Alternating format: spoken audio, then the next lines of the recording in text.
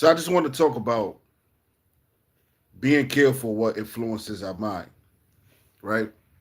There's a lot of influences out here today. So when we read Genesis chapter 6, verse 5, it teaches us that every imagination of the heart of man was evil constantly, right? And we can go to Genesis chapter 8, verse 21. It says the imagination of man's heart was evil since his youth. So we see now how man gravitates to what's evil. But now we have to make a change through Christ. So it's easy for us to fall into sin because of this sinful nature that we have. It's easy for us to gravitate to sin. It's magnetic, right? That's why it's so easy to do evil, but it'd be hard to do what's right because we live in a wicked and dark world. But we have to be willing to do what's right. So when we read Exodus chapter 3, 35 and 5, it talks about a heart that's willing to sacrifice to the Most High Yah. You have to have a willing heart to sacrifice. And the word heart is always interchangeable with the mind. Because again, when we go back to Genesis chapter 6, verse 5, it says the imagination of the thoughts of man's heart. So we know a heart is just an organ. But this heart has imagination with thoughts. So this indicates that this heart is speaking of the mind of man, how it's wicked continually, right? So again, Exodus chapter 35, verse 5, it tells us that we must be willing to give an offering to the Lord. And then we go to Romans chapter 12, verse 1, verses 1 through 2, right? And it says we're supposed to offer ourselves as a living sacrifice, doing what's pleasing to Yah, being holy. But we have to be willing to sacrifice. We have to be willing to put down sin,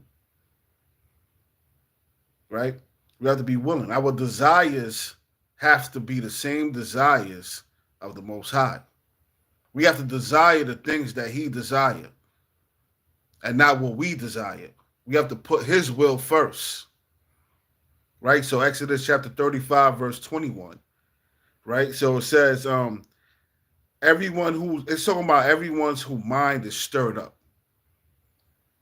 Your mind has to be stirred up in the will of God in order for you, again, to make sacrifices to Him. Be careful on what's stirring up your mind. What's influencing you? You have to be aware of what's influencing your mind. Because even when you look at television, look at the advertisement. You see McDonald's and all this stuff on the advertisement, right? And what happens? It's there to influence your emotions, to go after those things. And we see worldly things. Those things are out there to influence and to influence and strengthen our emotions to go after those things. That being said, we have to make sure that we stir it up in the things of God by concentrating on everything that He has given us. His word, fasting, prayer, submission. Once we focus on those things, we'll have self-motivation to do His will. You ever been angry at a person and you end up committing the action because why? You was pondering on the anger. You started having thoughts of anger or what you could do to someone. And what happens? The action manifests. That's what it means to stir up the spirit. Constantly pondering on the wrong things or the right things. So imagine you pondering your thoughts on the things of God. Your spirit will be stirred up to carry out what's right, to walk in holiness, to walk in righteousness. That's why it's so important that we're supposed to guard our minds and guard our hearts, right? So even when you look up the word stirred in a dictionary, it says to raise or excite an emotion. It's to raise or excite an emotion to execute an action. So watch what's influencing you. Watch what you listen to and watch what you see. People go as far as saying watching television is a sin. It could be, because you have to be aware what you're taking into your vessel, into your mind, into your temple, into your eye gate and your ear gate. Because that could contaminate you, or it could build you. Right? So when we go to Exodus chapter 35, verse 29, it tells us, it speaks about, again, a person's heart that's made willing. A person's heart, again, is made willing to do something. It depends on what it's stirred up of. Again, the action, the word stirred up means, right? It's to, again, we just read that. It means to excite an emotion to execute an action. So when these people, when these men and women of God was giving offerings to the Lord and offering a life to him to serve him, their emotions lined up with his desires. They carried out his will. They was on fire. They had a zeal. They only cared about things pertaining to him. Only things pertaining to him. And when you go to Leviticus chapter 19 and 17, it commands us not to hate our brother. But what does that show you? Envy, jealousy are two spirits that could stir you up and cause you to put hands on your brother or to slander your brother. You could be stirred up to do wickedness. And we've seen an example with Cain and Abel. Cain killed his brother Abel because of envy, because of jealousy. His spirit was stirred up to do the wicked act. So again, guard your mind. You have to be careful. Be careful of who you listen to. Not everyone that you listen to is of the Most High. Right? So Numbers chapter 15, verse 39, it commands us not to seek after things of our own hearts. And that's when Israel was wearing the fringes. The fringes is to remind us of keeping the commandments of God.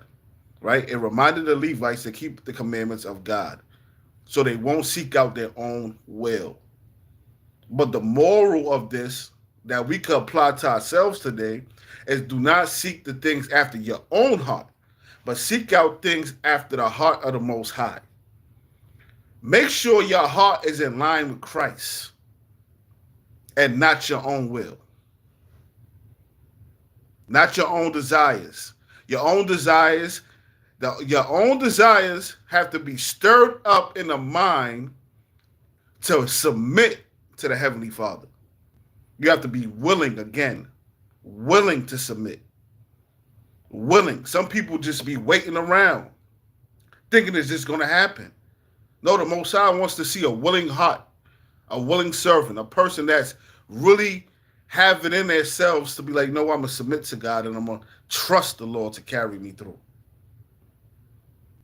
Right? So Deuteronomy chapter 1, verse 28, right?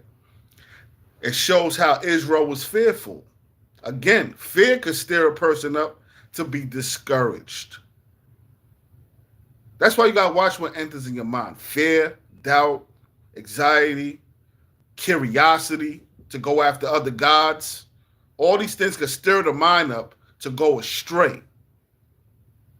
To go astray. And I've seen this happen a lot. And I felt like I had to speak about this because this is the word Yah had given me for today. Right? So when we read Deuteronomy chapter 4, verse 9, it commands us to keep our mind diligently. Keep your mind diligently. Keep your hearts diligently. Keep it. By keeping it, again, stirred up and motivated to follow the will of Yah. Not your own will. And Deuteronomy chapter 4, verse 29, and once it commands us to seek the Lord with all our hearts, with all our soul, with all our mind, with all our being. Again, with all our mind, all our thoughts. We have to constantly meditate and think on the things of the will of the Most High and not our own will. We motivate ourselves in our thoughts to do either wicked or to do good. All the choices that we make in this life comes from a thought. We stir ourselves up to do what's right or wrong. Right? So Deuteronomy chapter 5, verse 29, again, it tells us to submit to the desires of the Lord. Submit to his desires. And that's how you show him that you love him. Because his ways are beneficial for us. His ways lead us to life and peace. His ways, not our own. Not our own ways. And we are commanded in Deuteronomy chapter 6, verses 5 through 6, right? Again, because it says, out of the mouth of 2 or 3 witnesses. So again, it's saying the same thing. Loving the Most High with all our heart and all our soul. The scriptures can't say this enough. So be careful of who's influencing you in order for you to stay in the straight and narrow. Because there's a lot of false teachers and false prophets out here that will try to pull you off the path. A lot. And we are compared to sheep, right?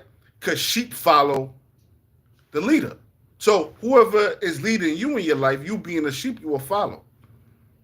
But you have to discern that leader and see if that leader's characteristics line up with the Messiah.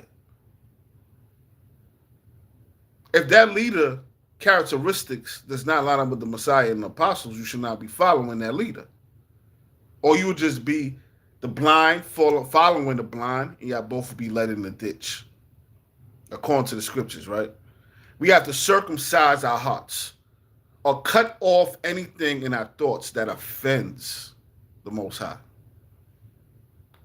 Homosexuality, adultery, fornication, anything that offends the Most High, we're supposed to cut it off and set ourselves apart from it and make ourselves consecrated to his will. So I just want to encourage everybody to, first of all, watch what is influencing you and encouraging you to rebel against Yah. And stir yourself up with his word. Stir yourself up with fasting and praying and singing melodies to your heart and meditating on the word.